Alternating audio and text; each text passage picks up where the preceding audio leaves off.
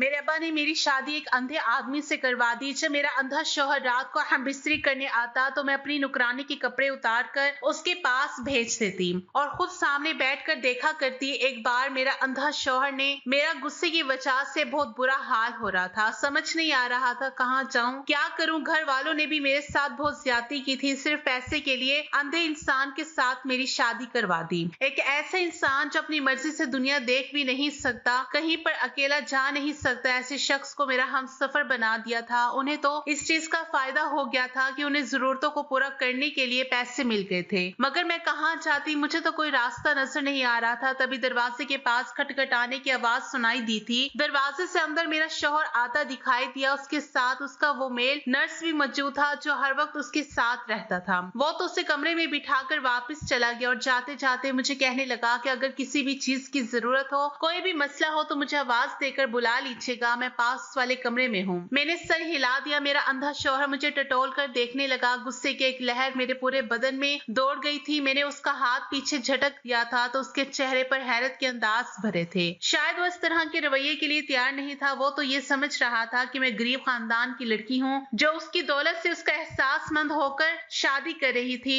उसे कैसे धुतकार सकती थी। मैं एक पल भी उसे अपने पास बर्दाश्त नहीं कर पा रही थी। वो मुझसे छोटी छोटी बातें करता रहा, मेरी पसंद नापसंद के बारे में पूछता रहा, मगर मैं कुछ भी सुन नहीं पा रही थी। मेरा दिमाग यही ताने बाने बन रहा था कि मैं इस शख्स से कैसे जान छुड़ाऊं। मेरे दिमाग में एक आइडिया आया और मैं उसे जल्दी से कहने लगी कि मैं अभी कपड़े बदल कर आती हूँ। इतने हैवी कपड़ों की वजह से मैं थक गई हूँ, आप इतनी देर में आराम कर लो। उसे बिस्तर पर लिटा कर मैं ड्रेसिंग रूम में कपड़े बदल कर कमरे से बाहर निकल आई थी। अब मुझे समझ नहीं आ रहा था कि मैं इस नौकरानी को कहाँ ढूंढूं जो उसके घर में हमेशा से रहती थी और जिसने मुझे आते ही अपनी मजबूरी की लंबी लंबी दास्तान सुनाई थी। और अब मैं सोच रही थी कि उसकी मजबूरियों को क्यों ना अपने फायदे के लिए इस्तेमाल करूं। मैं हाल से बाहर निकल आई। सामने ही एक तरफ नौकरानी का रूम था, सामने ही चौकीदार था। मुझे देखकर हैरान रह गया। मैडम, आप इस वक्त बाहर क्या कर रही हैं? आपको कोई काम था? मैंने उससे कहा कि मुझे रीता से बात करनी है। कहाँ है वो? उसे बुला दो। अभी रीता को बुला कर लाया, वो शायद सो रही थी। रीता आई और हैरान नजरों से मुझे देखने लगी। कुछ चाहिए था मैडम जी? मैं उसका हाथ पकड़कर हॉल में लेकर आई और अपने हाथ में पहनी हुई एक कीमती सोने की अंगूठी उसके हाथ में रख दी जो मेरे शौहर ने मेरे लिए मंगनी के जेवरात के साथ भिजवाई थी। मुझे वो अंगूठी बहुत पसंद आई थी, मगर अब जो मैं करने चाह रही थी उसके लिए मुझे अपनी पसंदीदा चीज की भी कुर्बानी देना इतना मुश्किल नहीं लग रहा था। मैंने रीता को कहा कि तुमसे मुझे काम है और अगर तुम मेरा काम कर दो तो मैं उससे ज्यादा पैसे दूंगी। तुमने कहा था कि तुम्हारी बेटी बीमार है, इसके इलाज के लिए तुम्हें पैसे चाहिए। वह हैरान नजरों से मुझे देखने लगी। मैंने उससे कहा, मैं तुम्हारी बेटी का इलाज भी करवा दूंगी और तुम्हारी हर जरूरत को भी पूरा करूंगी, बस तुम्हें मेरा ये काम करना होगा। जब मैंने उसे वो बात बताई तो वो हक्का बक्का रह गई। फिर दोनों कानों को हाथ लगाने लगी, कहने लगी, मेरे शौहर को अगर ये बात पता चल गई तो न जाने क्या होगा। मैडम जी, आप ऐसा मत करो। मगर मैंने उसे बाजू से पकड़कर झिंझोड़ दिया और उससे कहने लगी कि तो फिर मैं तुम पर चोरी का इंजाम लगाकर तुम्हें घर से बाहर निकलवा दूंगी। वो फटी फटी आंखों से मेरे चेहरे की तरफ देखने लगी। उसके पास कोई रास्ता नहीं रहा था तो वो मेरी बात मान गई। तभी वो सर झुकाए मेरे साथ कमरे में चली आई थी। उसे मैं अपनी जगह पर बिस्तर पर लिटाकर खुद कमरे से बाहर निकल आई और तकरीबन 1.5 घंटे के बाद रीता कमरे से बेहाल अंदाज में निकली तो खुशी की एक लहर मेरे पूरे वजूद में आ गई थी। मैंने उसका शुक्रिया अदा किया और बहुत झुकी नजरों के साथ वो वहां से चली गई। वो एक गरीब औरत थी मगर बेगैरत नहीं थी। मजबूरी की वजह से उसे ये काम करना पड़ा था। मैं जब कमरे में आई तो मेरा शौहर सो रहा था। मैं भी अपनी जगह पर लेट गई और सोचने लगी कि सही टाइम पर मेरे दिमाग ने काम कर लिया, वरना इस आदमी को बर्दाश्त करना मेरे लिए मुमकिन नहीं था। वो मुझसे बहुत अच्छे तरीके से बात करता, मेरा बहुत ख्याल रखता था, मुझसे बहुत प्यार करता था, मगर उसे देखकर एक नफरत का एहसास मेरे पूरे वजूद में छा जाता था और मुझे सख्त नागवारी का एहसास होने लगता था। तो दोबारा अपने माँ बाप से बात करने का दिल ही नहीं कर रहा था। जो कुछ उन्होंने मेरे साथ किया था उसके बाद मैं वापस मायके जाने को तैयार नहीं थी। फिर एक दिन माँ खुद आ गई, मुझे गले लगा ली और शिकवा करने लगी कि तुम इतने दिन से एक बार भी मिलने के लिए नहीं आई। माँ की बात सुनकर मेरा दिल भी थोड़ा नरम पड़ गया था। तभी मेरा शौहर भी कहने लगा कि तुम इनके साथ कुछ दिन के लिए चली जाओ। तो मैं बुझे दिल से माँ के साथ रहने के लिए आ गई थी। और फिर एक दिन मेरी सास से मुलाकात हुई थी। उसको देखकर पुरानी मोहब्बत पैदा हो गई। उसने भी एक शिकवा भरी नजर मुझ पर डाली और दोबारा से वो अपने काम में बिजी हो गया। वो उस वक्त छत पर पतंग उड़ा रहा था। काफी देर तक मैंने उसे नजरअंदाज करने की कोशिश की, मगर जब खुद पर काबू ना पा सकी तो आखिर मैं दिल के हाथों मजबूर होकर उससे बात कर बैठी थी। और फिर उसके शिकवे भरी बातें सुनकर मुझे अंदाजा हो गया कि वो बहुत दुखी है। उससे ज्यादा तो मैं दुखी थी, उसमें मेरा भी कोई कसूर नहीं था। उसके चेहरे की तरफ देखते हुए मेरे दिमाग में एक घिनौना खेल आया और मैं सोचने लगी कि इस खेल को हकीकत तक कैसे पहुंचाया जाए। घर आने के बाद मैंने अपने इरादों को अमल में लाना शुरू कर दिया था। वो नुकरानी अपनी मजबूरी की वजह से मेरी बात मानने पर मजबूर थी। उसकी तरफ से तो मुझे इत्मीनान था कि वो ये बात किसी को नहीं बता सकती। दूसरी तरफ इरफान था जो मेरे शौहर का चमचा था, उसका बहुत ज्यादा वफादार था, हर बात उससे बताता था। उससे रास्ते से हटाने के लिए फिर मैंने ये प्लान बनाया। आधी रात को फोन करके मैंने उसे कमरे में ये कहकर बुलाया कि मेरे शौहर की तबीयत खराब है। वो फौरन कमरे में आ गया। तब मैं चीखने लगी, शोर मचाने लगी। मेरा शौहर भी हड़बड़ा कर बैठ गया। मुझसे रोने की वजह पूछी तो मैं उससे कहने लगी कि तुम्हारे गार्ड ने मेरे साथ बदतमीजी करने की कोशिश की है। इरफान ये सुनकर परेशान हो गया था। उसने अपनी सफाई देने की बहुत कोशिश की, मगर मेरे शौहर ने वही सुना जो मैंने उसे सुनाया था और वही देखा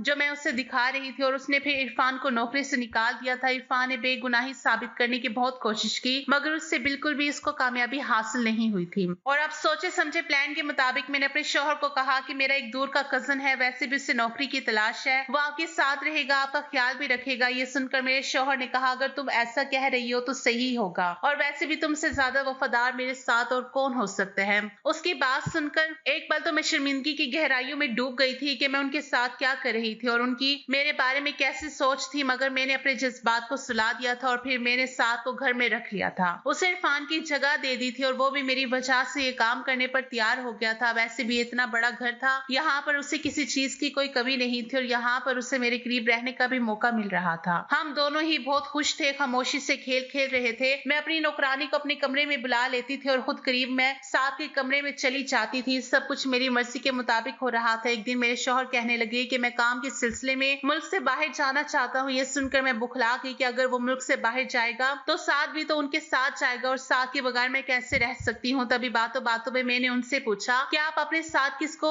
लेकर जाएंगे, आपका ख्याल रखने के लिए भी कोई होना चाहिए। वो कहने लगा कि मेरे साथ मेरा दोस्त जा रहा है, वो मेरा ख्याल रखेगा। उनकी बात सुनकर मैं सुकून में हो गई। मुझे बोला इस बात पर क्या इतराज हो सकता था। वो फिर बाहर चले गए थे। ये एक महीना मैंने बहुत भरपूर अंदाज में गुजारा था। शौहर के पैसों से मैं ऐश कर रही थी। हर जगह ना सिर्फ हम दोनों घूमने के लिए गए थे, बल्कि हम दोनों ने बहुत ज्यादा एंजॉय किया था। जिंदगी में आने वाले ये लम्हात हम लोगों ने भरपूर तरीके से गुजारे थे। हम दोनों ही बहुत खुश थे और काफी वक्त एक साथ एंजॉय करते थे। मैं दिन रात साथ की रातें रंगीन कर रही थी और वो भी मेरे साथ अपने दिन रात रंगीन करके गुजार रहा था। हर वक्त हम दोनों एक दूसरे से लिपटे अपना दिन गुजार रहे थे। अब जाके मेरी रूह को ठंडक पहुंची थी। साथ और मैं एक दूसरे के साथ का भरपूर लुत्फ उठा रहे थे। वो काम जो मुझे अपने शौहर के साथ करना चाहिए था, वो मैं अपने आशिक से कर रही थी। वो भी भरपूर तरीके से मेरी जवानी लूट रहा था। हमारा हर एक पल बहुत ही रंगीनों में गुजर रहा था। हमें रोकने और देखने वाला कोई भी नहीं था, जिसकी वजह से मैं और साथ बेधड़क अपने रूम में जो चाहे जब चाहे जैसे चाहे कर रहे थे। फिर एक महीने के बाद जब मेरा शौहर घर आया तो वो पहले से बदला हुआ लग रहा था। उन्होंने मुझसे नॉर्मल अंदाज में ही बात की थी, मगर फिर भी उनका लहजा बदला हुआ था। दिखने में वो पहले से ज्यादा सेहतमंद हो गए थे। रात को फिर रोज के मुताबिक मैंने नुकरानी को अपने कमरे में बुला लिया और फिर खुद साथ के कमरे में चली गई। मुझे उसके कमरे में गए हुए थोड़ी ही देर गुजरी थी कि जब एकदम जोर से दरवाजा खुला और कमरे की लाइट ऑन हो गई। और जब मैंने पीछे मुड़कर देखा तो मैंने जब से आंख खोली तो घर में बहुत ही गरीबी का हाल देखा था। सारी जिंदगी मैंने हर चीज के लिए तरसते हुए गुजारी थी। घर में माँ बाप के अलावा हम 5 बहन भाई थे। मैं बहन भाइयों में सबसे बड़ी थी। यूं घर के काम काज की जिम्मेदारी मुझ पर ही थी। बाकी बहन भाइयों को छोटा होने की वजह से फिर भी कुछ राहत मिल जाया करती थी। माँ के गुस्से का निशाना भी मैं ही ज्यादातर बना करती थी। माँ को भी मेरी हरकतों पर काफी ज्यादा एतराज रहता था। उन्हें मेरी सहेलियों के घर आने जाने पर, ज्यादा वक्त छत पर गुजारने पर और भी बहुत सारी बातों पर एतराज था, जिन्हें मैं एक कान से सुनकर दूसरे कान से निकाल दिया करती थी। मुझे ऐसा लगता था जैसे माँ हम बहन भाइयों से मोहब्बत ही नहीं करती। उन्होंने बस हमें पैदा करके दुनिया में लाने की जिम्मेदारी ही निभाई है। ऐसा मैं सिर्फ सोच सकती थी। माँ के सामने ऐसा कह नहीं सकती थी क्योंकि वो चप्पल उतार कर मारने में देर नहीं लगाती थी। कमाने वाले सिर्फ पापा ही थे। दोनों भाई बहुत छोटे थे। ऐसे में घर में ज्यादातर दाल सब्जी ही पकती थी। कभी कभी तो घर में फाकों की नौबत भी आ जाती थी। हमें अच्छा खाना शायद महीने बाद ही नसीब होता था। साथ मेरी जिंदगी में बाहर की तरह आया था। वो लोग कुछ टाइम पहले ही इस मोहल्ले में आकर बसे थे। वो घर उन्होंने किराए पर लिया हुआ था और वो हमसे भी ज्यादा गए गुजरे थे। हमें ये एक फायदा था कि कच्चा पक्का ही सही मगर घर हमारा अपना था। मगर वो लोग तो बेचारे अपने घर से भी लाचार ठहरे। साथ की कोई नौकरी भी नहीं थी। वो सारा दिन दोस्तों के साथ यहाँ वहाँ घूमता फिरता रहता था। हम दोनों ही एक दूसरे को पसंद करते थे, शादी करना चाहते थे। जब साथ मेरे लिए रिश्ता भिजवाया तो माँ बाप ने उसी वक्त इंकार कर दिया कि लड़के के चाल चलन ठीक नहीं है और ना ही वो कोई जॉब करता है। ऐसे नखट्टू इंसान इंसान के साथ शादी करने का क्या फायदा जो बेटी हर दूसरे तीसरे दिन रोकर मायके की दहलीज पर आती रहे। माँ की बात एक हद तक तो सही थी, मगर मैं फिर भी अपने फैसले से पीछे हटने को तैयार नहीं थी। उन्हीं दिनों में मम्मा पापा एक साथ ना जाने आहिस्ता आहिस्ता क्या बातें करते रहते थे। मुझे ऐसा लग रहा था जैसे वो लोग मेरे बारे में कोई खिचड़ी पका रहे थे, मगर मैं ये भी जानती थी कि मेरी मर्जी के बगैर वो कुछ भी नहीं कर सकते थे, क्योंकि वो चाहते थे कि मैं काफी ज्यादा जिद्दी लड़की हूँ। तभी एक दिन माँ ने मुझे कहा कि पापा ने मेरा रिश्ता अपने बॉस के साथ तय कर दिया है। ये बात सुनकर मैं हक्का बक्का रह गई थी। ऐसा भला कैसे हो सकता है? आप लोग मेरी मर्जी जाने बगैर मेरा रिश्ता कैसे तय कर सकते हैं, जबकि आप जानते भी हैं कि मैं किसके साथ शादी करना चाहती हूँ। माँ ने मेरी बात सुनकर सर पीट लिया और कहने लगी, वो नखट्टू जो 10 रुपए भी नहीं कमाता वो तुम्हें कहाँ से खिलाएगा, वो तुम्हारी जरूरतों को कैसे पूरा करेगा। माँ की बात सुनकर मैं चुप हो गई थी। अब तो पापा भी इस रिश्ते की हामी भर चुके थे। माँ के मुकाबले में हम पापा से बहुत डरते थे और उनके सामने तो मैं ऐसी बात करने के बारे में सोच भी नहीं सकती थी। पापा को हार्ट का मसला भी था। उन्हें पिछले कई सालों से बीपी की भी बीमारी थी और अब जब उन्होंने मेरा रिश्ता तय कर दिया तो उनके बॉस ने बहुत पैसों से मदद की थी, जिसके बारे में मुझे बाद में अंदाजा हुआ था। और फिर जब शादी से पहले ही मेरे लिए कीमती ज़ेवरात और ढेर सारे कपड़े आए तो ये देखकर कुछ पल के लिए मैं भी वक्ती तौर पर बहल गई थी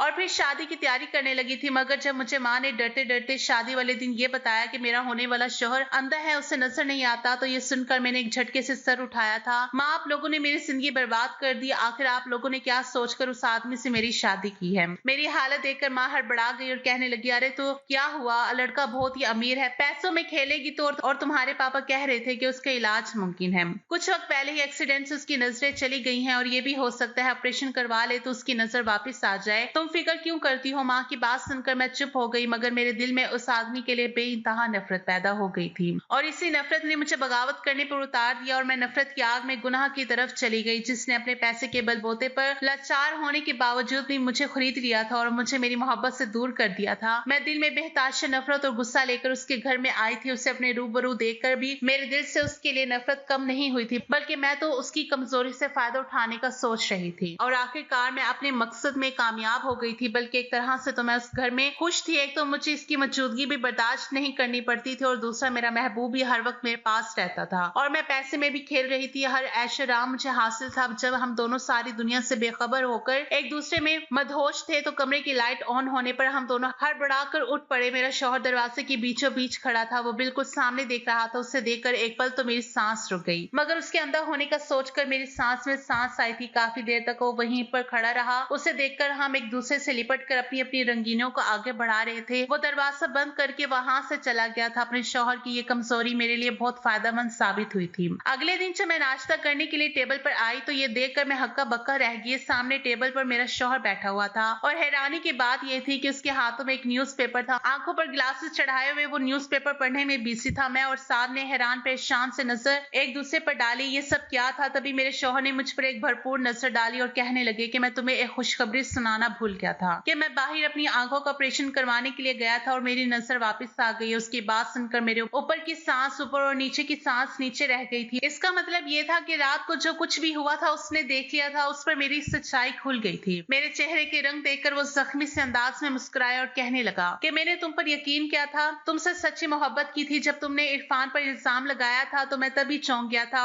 और फिर ऑफिस में जाने के बाद मैंने उसको अपने ऑफिस में बुलाया तो हिचकिचाते हुए उसने मुझे बताया कि तुम झूठ बोल रही हो, उस पर इल्जाम लगा रही हो। इस सब में न जाने तुम्हारा क्या मकसद है और तभी मैं तुम्हारी हकीकत खुद जानना चाहता था। मैं किसी और के मुंह से तुम्हारे बारे में कुछ भी सुनना नहीं चाहता था और मुझे ये खबर भी नहीं थी कि इरफान सच कह रहा है या झूठ कह रहा है। और अब जब मैं ऑपरेशन करवा कर वापिस आया तो तुमने जब नुकरानी को मेरे कमरे में भेजा तो मैं ठटक गया था। नुकरानी भी मुझे अंधा समझ रही थी, मगर जब मैंने उससे बात की और उससे ये सब पूछा तो वो पहले तो डर गई और फिर रोते हुए कहने लगी कि मैं मजबूर थी, मैंने जो कुछ भी किया मजबूरी की वजह से किया। उसकी बात सुनकर गुस्से की एक लहर मेरे जिस्म में उतर गई थी। तभी मैं अपना शक दूर करने के लिए उस कमरे में आया तो तुम आज भी साथ के साथ अपनी प्यास बुझा रही थी। मुझे अंदाजा हो गया कि तुम ये सब कुछ क्यों कर रही थी। उसने मेरे हाथ में खाकी रंग का लिफाफा दिया और कहने लगा कि इसमें तुम्हारे तलाक के कागज हैं। मैंने तुम्हें अपने रिश्ते से आजाद कर दिया है। मैंने बेयकीनी से नजर उस पर डाली थी। उसने तो मुझे माफी मांगने का मौका भी नहीं दिया था और फैसला सुना दिया। तभी उसने एक और फाइल मेरे हवाले की और कहने लगा कि एक छोटा सा फ्लैट मैंने तुम्हारे नाम खरीदा था क्योंकि ये तुम्हारा तोहफा था, तुम्हारे लिए खरीदा था, तो ये मैं तुम्हारे हाथ में ही देना चाहता हूँ। अब तुम जो चाहे इसका करो और मुबारक हो, अब तुम आजाद हो। अपनी मर्जी से अपनी जिंदगी गुजारने के लिए मैं और साथ मरे मरे कदमों से वहां से निकले थे। ये भी गनीमत था कि उसने मेरे नाम पर फ्लैट कर दिया था और मेरे मेरे बैंक में भी अच्छे खासे पैसे मौजूद थे। वापस आते हुए मैं अपने कपड़े और तमाम जेवरात भी उठाकर ले आई थी, जो कि काफी टाइम तक हम दोनों की जरूरत पूरी करने के लिए काफी था। हम दोनों इस फ्लैट में आकर रहने लगे और फिर एक महीना खत्म होते ही मेरे साथ पर जोर देना शुरू कर दिया कि शादी कर लो मुझसे। उसने मुझसे शादी कर ली थी। सारा दिन वो घर में ही रहता था। अब मेरे पास पैसे और जेवरात खत्म होने लगे थे। अब मैं झंझलाने लगी थी। सुबह शाम मैं साथ को कहती थी कि कोई काम धंधा करो, आखिर कब तक यूं घर में पड़े रहोगे। जब मैं उससे ये बात कहती तो वो मुझे प्यार से टाल देता, मगर अब मेरी बर्दाश्त जवाब दे गई थी। अब मैं उसे गुस्से से ये बात कहती थी। इस वजह से उसने मुझ पर हाथ उठाना भी शुरू कर दिया था। मैं जब भी उसे कमाने की बात करती तो वो मुझ पर गुस्सा करने लगता। नखट्टू इंसान था, उसे तो काम करने की आदत ही नहीं थी। माँ की बात बिल्कुल सही थी, वो सिर्फ आवारागर्दी कर सकता था और अच्छी अच्छी बातें कर सकता था। इसके अलावा उसमें और कोई गुण नहीं था, मगर अफसोस कि मैं उन्हें खूबियों की वजह से उस पर मरती थी और अपना हंसता बस्ता घर उजाड़ बैठी थी। माँ बाप मुझसे नाराज थे, वो मेरी शक्ल देखने को भी राजी नहीं थी और यहाँ पर मैं हर वक्त जलते कटते दिन गुजार रही थी। एजुकेशन भी मेरी 12वीं तक थी। मुझे किसी अच्छी जगह पर नौकरी भी नहीं मिल सकती थी। तभी मैंने एक फैक्ट्री में काम करना शुरू कर दिया था। सुबह से लेकर शाम तक मैं फैक्ट्री में काम कर रही थी और जब घर में आती तो मेरा शौहर अपने बिस्तर पर लेटा हुआ टीवी देखने में बिजी होता था। उसको देखकर गुस्से की लहर मेरे वजूद में दौड़ जाती थी और फिर सारे दिन की थकी हारी मैं घर के काम करने में बिजी हो जाती। बार बार मेरी आंखों से आंसू बहते और मुझे अपने वो ऐश भरे दिन याद आ जाते जो मैंने अपने पुराने शौहर के घर में गुजारे थे। और अब तो वो दिन जैसे मेरे ख्वाब बन के रह गए थे। मैं अपने गुनाहों की वजह से ये तकलीफ और जिल्लत भरे दिन गुजारने पर मजबूर हो गई थी। माँ के घर जाती तो वो भी मुझे देखकर मुंह दूसरी तरफ कर लिया करती थी। मैं रोते चेहरे के साथ वहां से वापस आती। मैं घर और नौकरी में जैसे गन चक्कर बनकर रह गई थी। मैं अब हर लम्हा पछताती रहती थी। अगर मैं माँ की बात मानती और थोड़ा सा सब्र से काम लेती, अपने शौहर को इज्जत और मोहब्बत देती। माँ ने मुझे कहा भी था कि ऑपरेशन के बाद वो ठीक हो जाएगा, मगर मैं ही उसकी नफरत में बावली हो जा रही थी। आज उसके साथ उसके घर में मैं ऐश आराम की जिंदगी गुजार रही होती और अब तो उसकी आंखें भी ठीक हो चुकी थी। माँ से ही कहती थी कि तुम हमेशा जल्दबाजी करती और आज इस जल्दबाजी की वजह से मैं कहीं की नहीं रही थी। अब मुझे साथ के साथ ही हर हाल में गुजारा करना था, क्योंकि ये मेरा अपना ही किया धरा था और साथ को पता था कि मेरे पास स्वास्थ्य के सारे दरवाजे बंद हो चुके हैं और मैं उसे छोड़कर कहीं नहीं जाऊंगी। इसलिए उस फ्लैट में बड़े आराम से रहता था और मैं सारा दिन काम काज करके घर का चूल्हा चला रही थी। मुझे ऐसी औरत के साथ ऐसा ही दर्दनाक इंजाम होता है। दोस्तों, कहानी कैसी लगी कमेंट करके जरूर बताएं। वीडियो को लाइक और चैनल को सब्सक्राइब करना मत भूलिएगा। कहानी सुनने का बहुत बहुत शुक्रिया। अल्लाह हाफिज।